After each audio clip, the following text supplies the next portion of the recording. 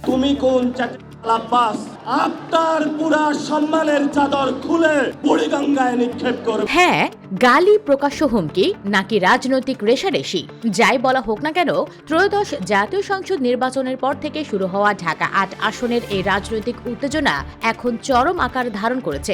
জাতীয় নাগরিক পার্টির মুখ্য সমন্বয়ক নাসিরউদ্দিন পাটোয়ারী এবং প্রধানমন্ত্রী তারেক রহমানের রাজনৈতিক উপদেষ্টা বিএনপির প্রভাবশালী নেতা মির্জা আব্বাসের মধ্যকার এই দ্বন্দ্ব এবার গড়িয়েছে আদালতের বারান্দায়। গত রোববার সকালে ঢাকার মেট্রোপলিটন ম্যাজিস্ট্রেট মোহাম্মদ হাসান শাহাদাতের আদালতে নাসিরউদ্দিন পাটোয়ারীর বিরুদ্ধে একটি মানহানি ও ভয়ভীতি দেখানোর মামলা দায়ের করা হয়েছে। মির্জা আব্বাসের পক্ষে এই মামলার আবেদনটি করেছেন রমনা থানা বিএনপির সভাপতি আশরাফুল ইসলাম।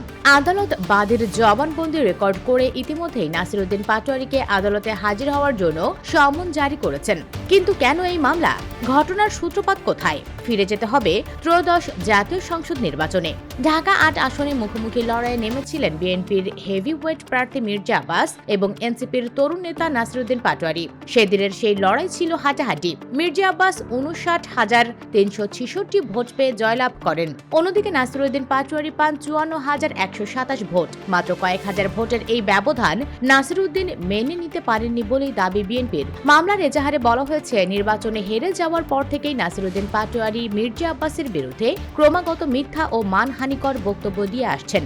বিশেষ করে গত ৫ই মার্চ সামাজিক যোগাযোগ মাধ্যম ফেসবুকে নাসিরউদ্দিনের কিছু বক্তব্য ভাইরাল হয়, যা বিভিন্ন অনলাইন পোর্টালেও সংবাদ আকারে প্রকাশিত হয়। বাদীর দাবি, ইচ্ছাকৃতভাবে একের পর এক বানোয়াট বক্তব্য দিয়ে মির্জা আব্বাসের দীর্ঘ রাজনৈতিক ক্যারিয়ারে কালিমা লেপনের চেষ্টা করছেন তিনি, যা রাজনৈতিক শিষ্টাচারের চরম লঙ্ঘন। তবে যার বিরুদ্ধে মামলা, সেই নাসিরউদ্দিন পাটোয়ারী কি এতে এতটুকু দমেছেন?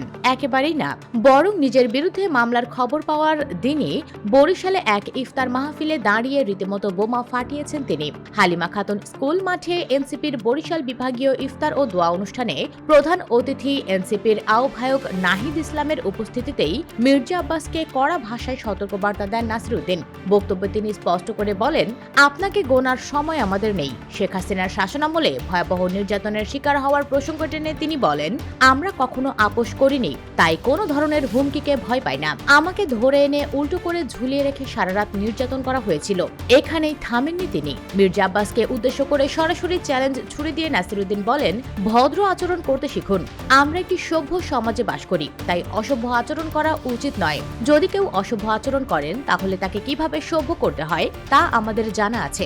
ঢাকা ৮ আসনের নির্বাচনের ফলাফল নিয়েও প্রশ্ন তোলেন এই এনসিপি নেতা। তিনি দাবি করেন, মির্জা আব্বাস আসলে ওই নির্বাচনে ব্যর্থ হয়েছিলেন এবং খোদ তারেক রহমান নিজে এসে তাকে রক্ষা করেছেন। কড়া হুঁশিয়ারি দিয়ে নাসিরউদ্দিন বলেন, এখনো সময় আছে, ভদ্র আচরণ করুন। প্রয়োজনে আপনাদের কিভাবে সোজা করতে হয় তা আমরা জানি। এছাড়া দেশের সার্বভৌমত্ব রক্ষা ও ভারতীয় আধিপত্যবাদের বিরুদ্ধেও নিজেদের শক্ত অবস্থানের কথা ওই অনুষ্ঠানে পুনরুল্লেখ করেন নাসিরউদ্দিন পাটোয়ারী। একদিকে নির্বাচনে জয়ী হয়েও মামলার পথে হাঁটতে হচ্ছে বিএনপির মতো বড় দলের প্রভাবশালী নেতার অনুসারীদের, অন্যদিকে তরুণ দল এনসিপির নেতা নাসিরউদ্দিন পাটোয়ারী মামলা গায়ে না মেখে দিচ্ছেন পাল্টা হুমকি। ঢাকা ৮ আসনের এই নির্বাচনী রেষারেষি এখন আর শুধু ভোটের মাঠে সীমাবদ্ধ নেই, এটি রূপ নিয়েছে সম্মান, অহংকার আর রাজনৈতিক আধিপত্য বিস্তারের এক উন্মুক্ত লড়াইয়ে। সমন জারির পর নাসিরউদ্দিন পাটোয়ারী কি আদালতে হাজিরা দেবেন, নাকি এই কথার লড়াই রাজপথে নতুন কোনো উত্তাপ ছড়াবে? রাজনীতিতে শেষ কথা বলে কিছু নেই, তাই উত্তর জানতে অপেক্ষা করতে হবে আগামী দিনগুলোর।